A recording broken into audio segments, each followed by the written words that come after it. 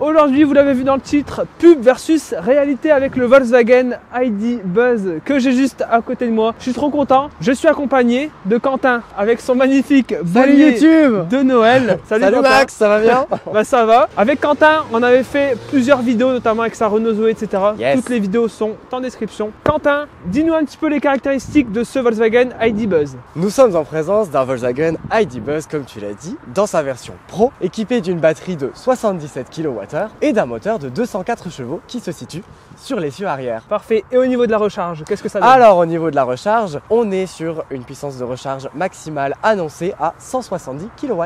Voilà. À ton avis, est-ce qu'on va la dépasser aujourd'hui? Je me pose la question, pourquoi? Parce que je fais ce format aujourd'hui cet hiver et il fait extrêmement froid. Il fait froid, il fait moins 6 actuellement, on a même eu du moins 10. Et là vous allez me dire, mais Max, c'est complètement ridicule de tester une vitesse de recharge alors qu'il fait moins 10 degrés. Et bien c'est le principe de ce format, puisque le principe est de vérifier la promesse de recharge annoncée par Volkswagen. Voilà. Ici, quelle est la promesse? 30 minutes, 5%, 80%. Moi, je respecte à la lettre cette promesse. Admettons, j'y connais rien à l'électrique. Je veux acheter un Volkswagen ID Buzz. Je me rends sur le site de Volkswagen, je vois la promesse, je me dis, bah c'est bon. Nickel, 30 minutes de charge, voilà. C'est facile. Puisque sur le site de Volkswagen, il n'est pas du tout indiqué que la température a un impact sur les puissances et vitesses de recharge d'une batterie de voiture électrique. Tandis que chez certains constructeurs, c'est précisé. Comme chez Volvo, on a un petit encart en bas de la page nous indiquant, voilà, la température a un impact sur les vitesses de recharge. Voilà, c'est ça. Autre chose, je tiens à préciser que bien entendu, on a un système de préconditionnement de la batterie. Globalement, ça sert à quoi le préconditionnement? Ça sert à l'amener à température optimale pour la charge. Et c'est là que j'interviens pour vous dire que l'ID Buzz n'est finalement pas équipé de préconditionnement de batterie. En tout cas, c'est ce qu'on m'a confirmé au Parc Presse. Et c'est le cas aussi de toutes les électriques du groupe Volkswagen, excepté la Audi RS e-tron GT. Pour rappel, le préconditionnement permet de mettre à température une batterie de voiture électrique pour atteindre les puissances de recharge maximales. Car lorsqu'il fait froid, la puissance de recharge est moins élevée. Ici, dans notre cas, dans notre test, c'est pas réellement un problème. Pourquoi? Puisqu'avant de faire ce test, pour vider la batterie jusqu'à 5%, on a roulé pendant 1h30 sur autoroute en faisant des accélérations successives pour accélérer la perte de batterie. Et justement, en faisant ça, ça permet de mettre à température la batterie. Donc, la batterie pour notre test est parfaitement préconditionnée. Vous allez le voir, c'est ce qui explique aussi les puissances de recharge qu'on va atteindre. C'est vraiment plutôt bluffant. Et je tiens à préciser aussi qu'on a été directement se brancher une fois sorti de l'autoroute pour commencer la vidéo et commencer le test pour éviter justement que la batterie redescende en température. Bon allez, je ferme la parenthèse, on continue avec la suite de la vidéo. Là, je fais l'introduction. On n'est pas sur la station de recharge parce que c'est tout simplement blindé. Donc du coup, c'est pour ça que je me suis mis un petit peu à l'écart. Mais vous inquiétez pas, on va aller se brancher là tout de suite maintenant sur la borne là-bas. Donc on est sur une borne Ionity. Fini de blablater. On va tout simplement aller se brancher et on va voir donc si la promesse est tenue. C'est parti. C'est parti. Allez, let's go. On va donc brancher l'ID Buzz. Quentin, je t'en prie. Hop, le petit pistolet.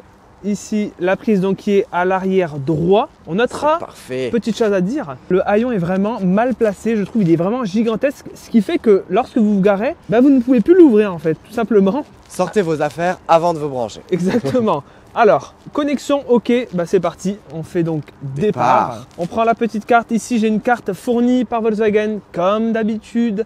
Vous pouvez soit passer par l'application Ionity qui est très bien faite. Vous paierez le prix brut Ionity, donc 69 centimes le kilowattheure, soit on passe par une carte de mobilité, ChargeMap, Plugsurfing, Shell Recharge, il y en a des milliers, voilà. Et encore une fois, je ne suis pas sponsor ChargeMap, même si je parle toujours de ChargeMap. Avec un supplément opérateur. Voilà, c'est ça, avec ChargeMap, vous aurez un petit supplément. Excusez-moi, on est en train de filmer, monsieur. Bon.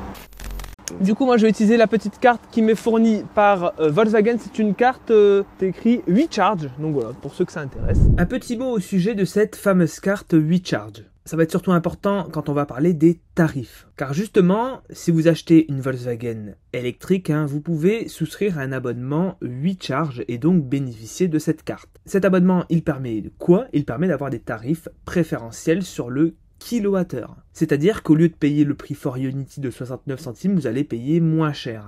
Pour faire simple, on a plusieurs formules disponibles entre Charge Free, Charge Go et Charge Plus. En fonction de l'abonnement mensuel que vous prendrez, le prix du kilowattheure sera moins élevé. Donc c'est clairement très intéressant financièrement. En tout cas pour les gros rouleurs, hein. Si vous êtes un utilisateur Ionity très occasionnel, hein, c'est moins intéressant très clairement. En tout cas moi dans mon cas, j'avais la formule 8 charges plus, c'est-à-dire que je payais 36 centimes du kilowattheure lors de ma recharge. Et je vous le rappelle, hein, c'est très important surtout pour la suite où on va parler des tarifs, car vous allez le voir, c'est assez salé, en tout cas si on se base sur le prix de Ionity brut. Donc je passe la petite carte devant le lecteur. Et là il va nous dire carte non reconnue. Et là c'est le fail. Ça se trouve sur une borne qui est défectueuse. Non, non, non, non, non, s'il vous plaît, il n'y a pas d'autre non, point de non, charge. ça marche, c'est bon. Hein. Allez go, on retente donc. Quentin, on rebranche. Allez, s'il vous plaît. Espérons que ça fonctionne parce que le Ionity est blindé aujourd'hui. Voilà, c'est branché. Connexion OK, départ. On n'oublie pas 5 à 80% en 30 minutes annoncées. Préparation de la charge. Allez. Allez, on prie. C'est bon, ça a fait des clics là. Ok, Yes, yes, c'est bon. Donc, on est à 5%, vous avez vu, je vous ai pas menti. Et là, on va voir la puissance qu'on prend. Donc, théoriquement, 170 kW selon la publicité. On va donc aussi vérifier si cette promesse est tenue. est tenue ou non. 140. 171. 171. 171, ouais. Ouais. Donc, la promesse Ça commence bien. est totalement respectée pour le moment. Donc, vous voyez ici, bon voilà, on a un tout petit peu plus encore. 173. Donc voilà, là, la charge commence. 174. On a déjà récupéré en 1 minute 2%. 175. Allez. C'est pas mal, hein. Donc ce que je vais faire, c'est que je vais faire les petits plans de coupe, etc. Et je vous reprends en milieu de charge. Yes. Donc dans environ 15 minutes pour faire le premier point. Et ensuite, deuxième point avant de couper la recharge. Et ensuite, bah, on check si c'est bien vérifié ou non. On est même passé à 178 pendant 1 seconde. 179. On a pic à 183. 183 ? Ouais. Ok. Bon les amis, premier point du coup. On est choqué avec Quentin. On est monté. C'est le peu de dire. Mais carrément, 191 kW on a pris. Donné pour 177. Donné on vous le pour rappelle. 170. 170. 170. Oh, on est Donc monté 20 kW de vite. plus. Alors, On est monté haut. bien entendu, il y a bien entendu des pertes, etc. Surtout qu'il fait froid. Donc je pense qu'il y a un lien. Oui, sûrement. Parce que quand il fait froid, il y a plus de pertes. Donc voilà, à voir.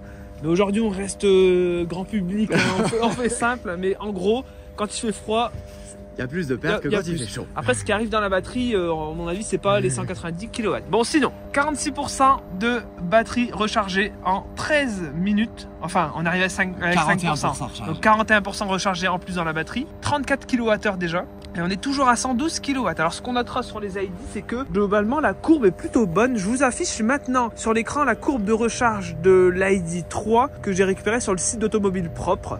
Donc de mémoire elle est bonne. Ici ça a l'air de se confirmer aussi, hein, toujours 110 kW. Quasiment 50%, ouais, c'est voilà. bien. Alors on va checker dans la voiture ce qu'on a comme affichage, c'est aussi intéressant. Là il m'a dit qu'une recharge donc jusqu'à 100%, il me met 35 minutes. Bien entendu on peut gérer ce paramètre hein, dans le tableau de bord, on peut mettre une limite de recharge. Donc là si je mets 80%, on va voir le temps qu'il m'indique. 15 minutes. Il m'annonce 15 minutes. Donc techniquement, théoriquement, on va respecter la promesse selon l'ordinateur de bord, puisque là ça fait 15 minutes qu'on est chargé. Voilà, presque à 50%. Alors moi ce que je vais faire, c'est que je vais noter mes résultats à 80, mais je vais me recharger jusqu'à 90% parce que je dois rentrer à Dunkerque. Donc j'ai un petit peu de route, donc là 20 minutes, donc 5 minutes de plus seulement. On ne va pas couper la recharge, on va pas couper. Je vous montre pas tout de suite les résultats. Ce qu'on fait, c'est que moi je filme l'écran, je prends les petites photos, je note tout sur ma petite fiche. Je m'arrête à 90% pour pouvoir rentrer chez moi à Dunkerque. Ensuite je me bouge parce qu'il y a du monde. Et on fait l'outro du coup de la vidéo. Regardez un petit peu je vais filmer la transition pour passer de 29 à 30 minutes. Ça va arriver. Voilà, 30 minutes pile. Nous avons pour le moment remis 60 kWh dans la batterie de cette ID Buzz en 30 minutes. Donc là, j'ai pris ma petite photo. On est bien arrivé à 30 minutes. Alors est-ce qu'on arrive à 80%? Je ne sais pas. Je reste à 90 et on fait l'introduction. Donc c'est juste maintenant. Bon, on a fini donc, comme vous l'avez vu, la recharge. Et c'est bluffant, franchement. C'est quand même pas mal. Hein. C'est quand même pas mal du tout, malgré les températures d'aujourd'hui. Petit récap, donc 170 kW de puissance max annoncé par la pub. Et la pub annonce à 5 à 80% en 30 minutes pile. Je suis arrivé à 5%. Yes. On s'est branché. Alors il me restait globalement moins de 30 km d'autonomie sur le tableau de bord. Quentin, quel a été notre pic de recharge durant cette recharge? Le pic de puissance sur cette recharge a été de 191 kW. Alors, 21 kW de plus en puissance que ce qu'annonce le constructeur. c'est quand même pas mal. Hein. Alors comme je vous l'ai dit tout à l'heure, le froid, etc., ça a certainement un impact. Mais en tout cas, on constate sur l'écran de la borne 191 kW. Délivré. Donc c'est pas dégueulasse. Bon, du coup, on a lancé le chronomètre donc de 30 minutes. Et au bout des 30 minutes, Quentin, on était à combien de pourcents de batterie? Est-ce qu'on était arrivé à 80%? Malheureusement non, Eh ben. on était à 77%. Pas loin, Voilà. mais pas 80%. Donc à 3% près, on n'est pas à la promesse annoncée par Volkswagen. C'est 3 petits pourcents, c'est pas grand chose. Même si on a été bluffé sur la recharge, c'est quand même pas mal. Hein. C'est quand même pas mal. 3% près, surtout dans des conditions comme aujourd'hui où vous voyez, on se gèle de fou pour vous faire cette petite vidéo. Donc j'espère qu'elle vous plaît. Mais voilà, globalement à 3% près, on n'y était pas. Donc combien de temps on a mis pour atteindre 80%? C'est intéressant aussi de le prendre sous cet angle là. On a mis 31 minutes pour arriver à 80%. Donc en effet, on n'a pas atteint les 80% en 30 minutes, Voilà. mais on a quand même récupéré nos 3 petits derniers pourcents dans la minute supplémentaire. Voilà. Et Donc, par moins 6 degrés, c'est c'est quand même honorable. C'est pas mal. Et puis en plus, la courbe a l'air vraiment d'être plutôt bonne encore Oui. une fois. On garde vraiment la puissance assez loin. Et même quand on est à 90 kW, 90%. 90%, je vais y arriver, et ben on a toujours une puissance vraiment pas dégueulasse. Non, on était Donc, encore à 49 kW, ouais. à 93% de batterie. Ouais, c'est quand même pas mal. Donc très honnêtement, sur long trajet, c'est pas déconnant de se recharger au-delà de 90%. Très honnêtement, ça prendra forcément un tout petit peu plus de temps, mais ça va pas prendre non plus des plombes. Non, c'est vrai. C'est ça qui m'a un petit peu surpris. Alors, on a gagné globalement plus 200 km annoncés sur l'écran. Alors bien sûr, encore une fois, ça vaut ce que ça vaut, mais globalement 200 km. Alors on a récupéré combien? On a récupéré 60 kWh dans la batterie. Alors du coup, les 200 km récupérés annoncés sur le tableau de bord, du coup, sont plutôt réalistes finalement. Ils sont plutôt réalistes, Puisque- ça colle à ce qu'on a observé. Bah voilà, puisque sur autoroute, on consomme globalement 29 kWh au 100. Donc théoriquement, là maintenant, je peux faire 200 km avant d'arriver à ma prochaine recharge. Et du coup, les tarifs, qu'est-ce que ça donne, Quentin? Est-ce que c'est accessible? Est-ce que c'est pas accessible? C'est toujours le débat éternel de la recharge sur les bornes haute puissance. Mais pour la recharge ici aujourd'hui de ce Volkswagen ID Buzz, ça nous aura coûté 41,40 €. En prix brut Ionity, c'est-à-dire que moi j'ai utilisé une carte de recharge, donc si j'utilisais une carte ChargeMap par exemple, on va payer encore plus cher parce qu'il y a une petite commission. Et là on atteint des tarifs, à mon avis, on sera aux 50 €. Oui, ça pourrait facilement être 50 €. Pour parcourir sur autoroute, je précise, 200 km, c'est compliqué. Bien entendu, et je tiens encore une fois à préciser que la recharge ultra rapide, c'est pour une utilisation bien spécifique sur long trajet. Si vous avez un besoin de recharger rapidement, etc. Au quotidien, on ne se recharge pas, en tout cas, je vous conseille pas, on ne se recharge pas sur borne ultra rapide. Hein. On se recharge à la maison, sur borne murale à la maison. Donc si vous avez la chance d'avoir une borne, on pourra se recharger sur borne T2, donc publique, où là, les tarifs du kilowattheure sont beaucoup plus Bien accessibles. plus accessible. Généralement aux alentours de 20 centimes. Et bien globalement. souvent, dans les plus grandes métropoles, vous avez aussi des partenariats, des cartes qui vous permettent de Voilà. recharger à tarif préférentiel. Voilà. Et bien Ce qui est entendu, toujours plus avantageux. Bien entendu, là on l'a fait chez Ionity, mais par exemple Electra propose des tarifs plus intéressants au niveau du prix du kilowattheure. J'espère que cette vidéo vous a plu. Je te remercie Quentin pour Merci, avoir Max. fait ce test avec moi.